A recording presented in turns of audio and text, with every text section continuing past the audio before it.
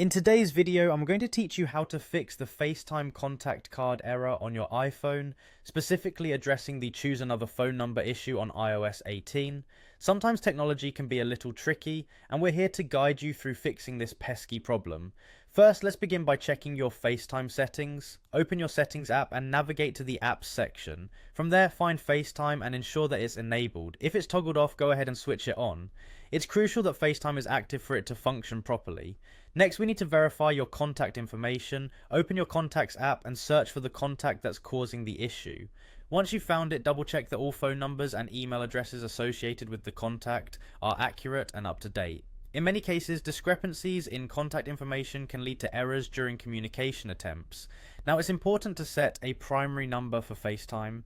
Head back to your settings app, tap on phone, then select my number. Make sure the correct phone number is listed here. Having the right primary number ensures that FaceTime uses the proper contact details. One simple yet effective solution is to reboot your iPhone. Power down your device completely and then restart it. This action helps reset connections and can often resolve minor glitches. If these steps haven't solved the issue yet, try signing out and signing back into FaceTime.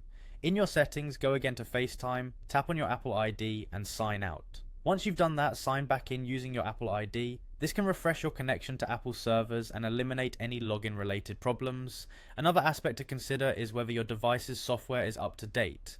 Go to settings, select general, then tap on software update to check for any available updates. Updating your iOS can provide the latest fixes and enhancements that might resolve the error. Finally, if the issue persists, try resetting your network settings. This can be done by navigating to settings, selecting general, then reset, and finally reset network settings. Remember, this action will erase your saved Wi-Fi networks and passwords, so have those handy to reconnect after the reset.